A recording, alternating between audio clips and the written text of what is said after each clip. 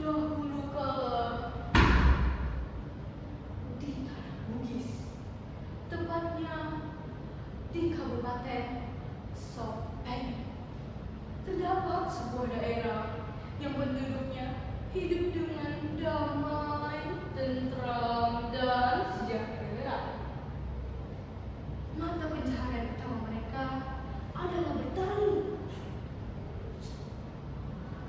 Setiap hari, para warga pergi ke sawah untuk bekerja dengan hati yang tenang dan damai. Namun, pada suatu ketika, suasana tenang dan damai itu terusik oleh kedatangan sosok si Luna Sakti. Dia mencari mangsa untuk disantap olehnya. Nenek siluman itu sangat suka sekali dengan anak-anak.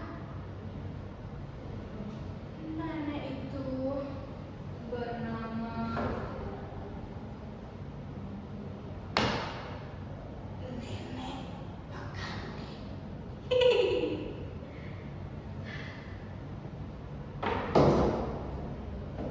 Pada suatu sore, saat hari sudah mulai gelap, ada seorang ibu yang sedang membersihkan berasnya.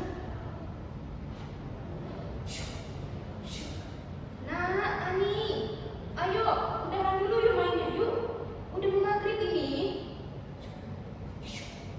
Nak, Ani, ayo masuk ke rumah yuk.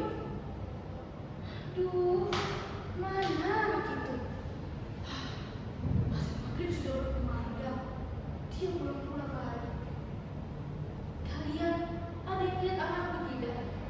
Dia tingginya segini, dengan rambut coklat tajamnya. Kalau ada yang lihat, kabarin ya. Aku mau cari dulu. Setelah pencarian yang cukup lama, bahkan para warga ikut membantu mencari anak hilang itu. Namun, hasilnya nihil. Dengan penyesalan yang luar biasa, seorang ibu harus kehilangan putrinya. Keesokan paginya, terdengar bahwa ada seorang warga yang kehilangan bayinya. Akhirnya, seluruh warga berkumpul untuk mendiskusikan kasus ini. Wah, ini sih sudah keterlaluan.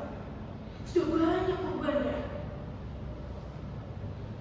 Betul, kita harus cari tahu siapa pelakunya. Permisi bapak-bapak, perkenalkan, nama saya Laura. Saya dengar tentang penculikan anak-anak itu, dan sepertinya saya tahu siapa pelakunya. Ia adalah Nenek Pakande. Cukup berbahaya sih. Tapi saya tahu bagaimana cara mengatasinya jika bapak-bapak setuju dengan ide saya. Awalnya para warga tidak percaya dengan ucapan Nabedu. Namun akhirnya Nabedu berhasil meyakinkan mereka dengan ide ceriknya. Kita akan menyamar menjadi raja dan Lampung, karena ia sangat takut dengannya. Tapi siapa yang akan menjadi raja dan Lampung itu? Mustahil kita menjadi raksasa itu. Dia terlalu besar untuk kita. Tenang, tenang. Saya akan menjadi raksasa itu. Tapi tolong kalian carikan sebuah bagas, seember air busa sabun, seekor kura-kura, seekor beruang, selembar rebung yang sudah dikeringkan, dan sebuah batu besar. Untuk apa itu? Tolong carikan saja. Dan juga taruh satu bayi di rumah yang kosong untuk menjadi pancingannya. Para warga akhirnya setuju dengan ide Labedu itu. Pada malam harinya, para warga sudah mulai beraksi segera naik ke atas loteng rumah kosong itu untuk bersembunyi.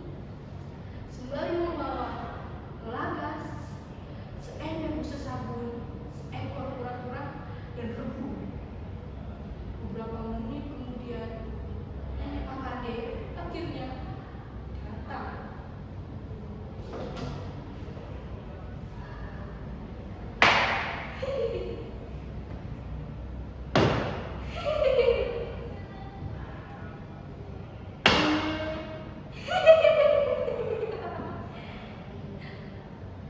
Aku mencium mangsa baru.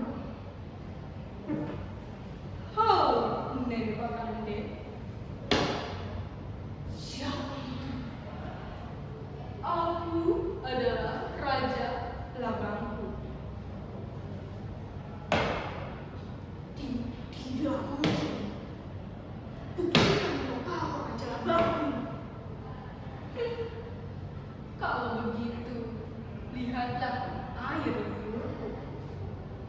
Labedu dengan segera menumpahkan air sorban itu di depan nenek Pakande. Ia yang melihat itu mengira bahwa air sorban itu adalah air liur dari raksasa itu. Tidak mungkin. Berikan aku bukti yang lain. Kalau begitu, lihatlah sisirku.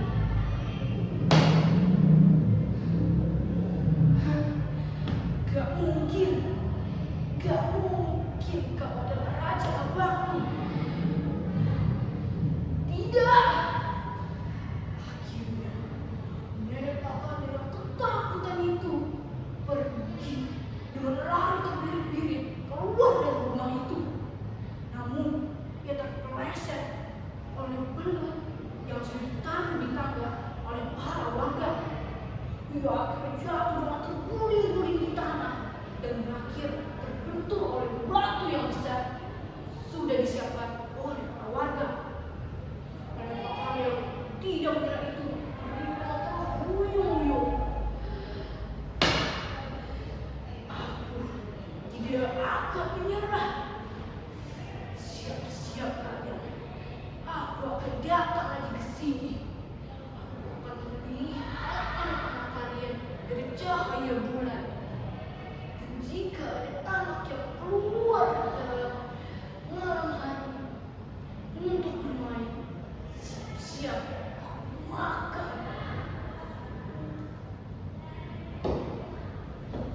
Begitulah kisah dari nenek Pakande.